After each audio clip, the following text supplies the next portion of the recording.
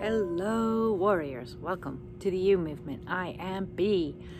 And it would seem like there is no rest on this spiritual awakening. As soon as you solve one of the things that comes up and bubbles to the surface, you're on to the next. I did an oracle read the other day talking about waves, and one wave hits the shore and the next one's not far behind it. So the energy that I've been sitting in for the last few days has been in deep ponderance. And what I have been pondering is the question of what it is to be feminine, what it is to be a woman. There's a lot of stuff going around right now in regards to this men versus bear argument, and I thought it was quite amusing, but also at the same time quite insightful and accurate because a lot of women have experienced a lot of violence at the hands of men. Because of that, they would choose to be in a woods with a bear. I agreed. And from my own personal experiences through my 50 years, I've never been attacked by a bear.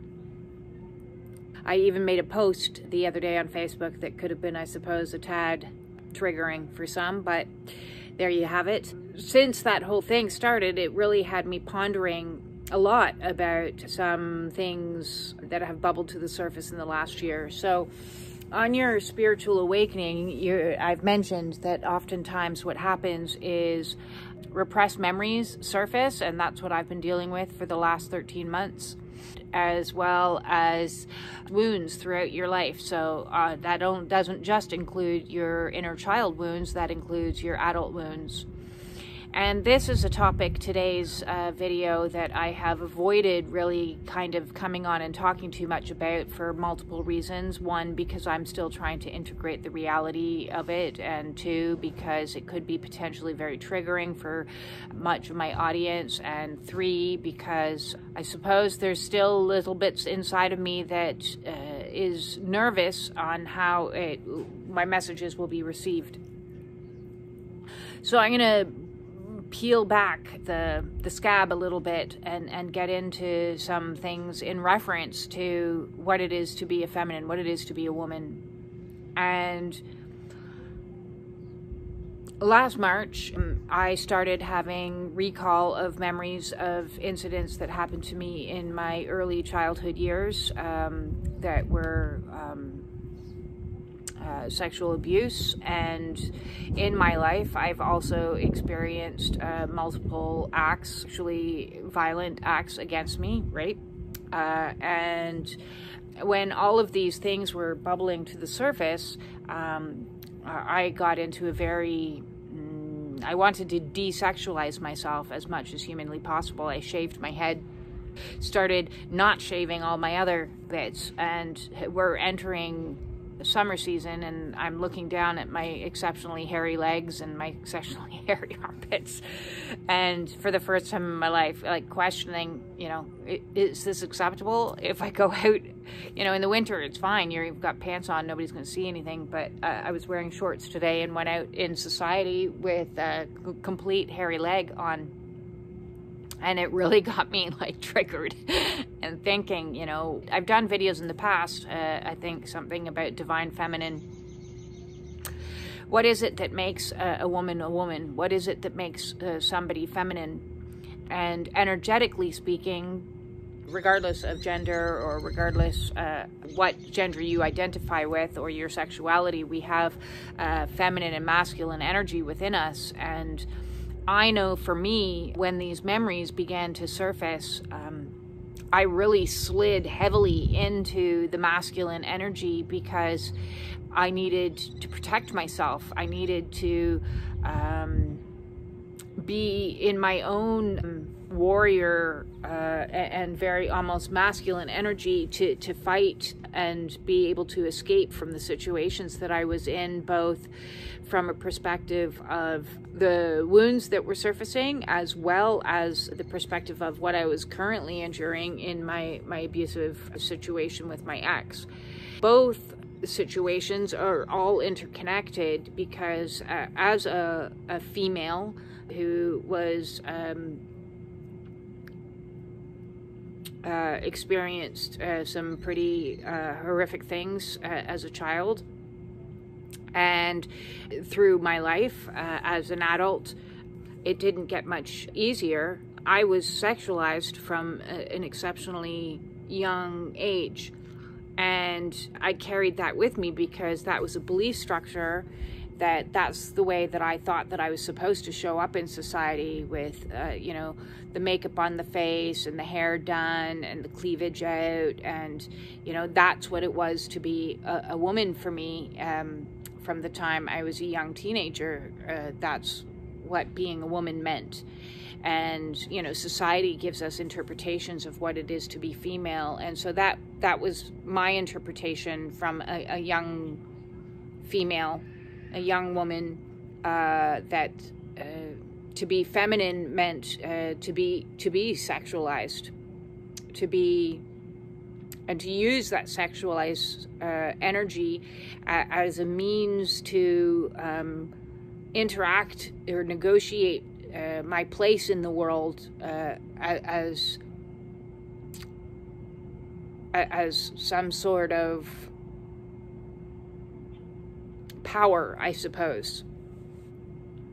When I wanted to pull away from that energy in this last year, because I was so, as this awakening, expands your levels of consciousness, I wanted to disassociate as much as possible from that feminine energy, because I didn't want to ever be used as a plaything for anyone ever again, or a toy, or I wanted to stand in my own sovereignty and my own power and free myself, escape from a situation that was had me ensnared. And it took me a really long time to be able to extricate myself from that, as you know from watching any of my previous videos. I believe I did a video called Escape. It's taken even longer amount of time to kind of recover my energy and get myself back into a place of stability as this awakening keeps knocking us about, and more identity collapses in ego death, and there's always constant shifts and changes that are occurring. This question has been plaguing my mind of what it is to be feminine. And I've really struggled with that because my earlier interpretations of what it was to be a feminine were through the eyes of men. It wasn't through the eyes of other females. Through the eyes of other females was always gossipy energy, and it wasn't supportive energy. It wasn't goddess energy. It wasn't this, queendom that people talk of.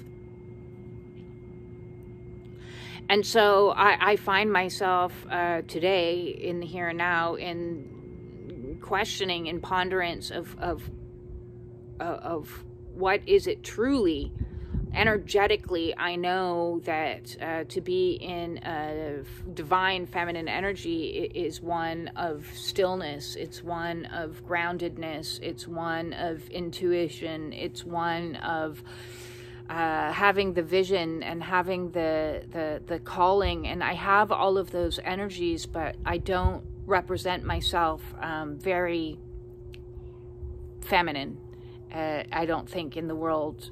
Vulnerability has been difficult for me because I had no choice throughout my life. I had no choice but to be the one that provided for me and be the one that protected me and be the one. I couldn't rely on somebody else to do that for me, not as a child, and not as a teen, not as an adult. Even within relationship, it wasn't safe for me to be in my feminine energy. It's not something I've ever experienced, to be honest with you.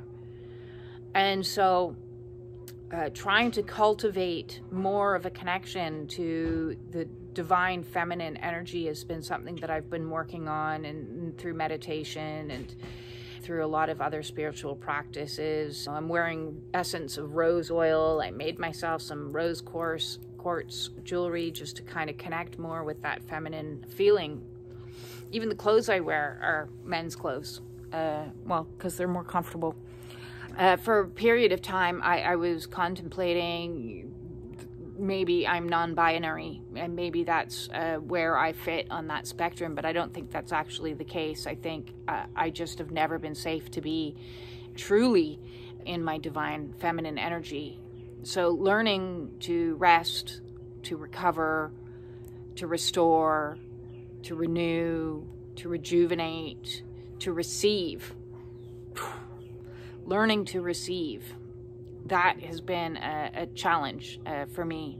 And from as small as learning to receive compliments over the last few years, to learning to receive help from others, to learning to receive support, to learning to receive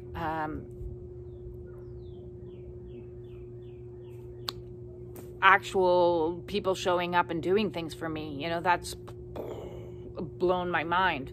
So the more I am cultivating this practice and trying to reconnect with the truth of femininity, the truth that being a feminine doesn't mean being disempowered. It actually is an empowered state that I long to stand in, and hopefully the more I work at it, the better I'll get at it.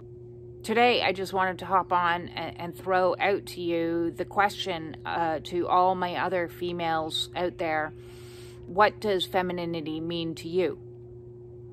And do you consider yourself standing truly in divine feminine power? And how has the interactions between the masculine and the feminine played out in your life? Would you be the female that would rather meet the bear in the woods, or would you rather be the female that can hold their own in the woods up against masculine energy?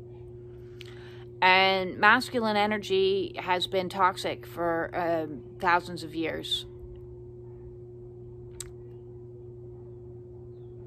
It's been a generational, ancestral wound that has been carried over and has infiltrated almost every aspect of society. This whole notion of men being powerful and women being somewhere subservient underneath that, and men having boys just being boys, and the golden boy club, and all these other behaviors that have not been called out and not been addressed. And it's only really since the Me Too movement have we even started talking about it. But the one thing that always got me is, if you have 90% of the female population screaming Me Too, where's the 90% of the masculine population saying it was me?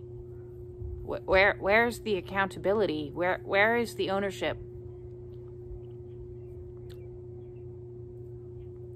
I don't have the answer to that question. I pose it out to both my feminines and my masculines out there that are looking to do healing work and awake on this healing journey, and ask you, where's the accountability? Where's the safety?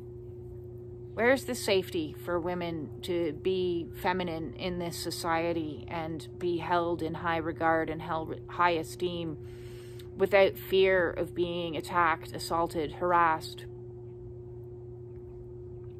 I think we have a problem that needs addressing, and I hope that I can maybe make you give some ponderance yourself to some of these issues, and I would love to hear what you have to say about it, whether you're female or male, on either side of the coin, of what it is to be in a toxic feminine energy, and what it is to be in a divine feminine energy, and what it is to be in toxic masculine energy, and what it is to be in a divine masculine energy. Because this disconnect, we need to shut down this paradigm. If we really want to bring in a new earth, a new way, the violence towards women has to stop. The society needs to be a safe place for women to be able to go anywhere they want in their femininity and feel safe.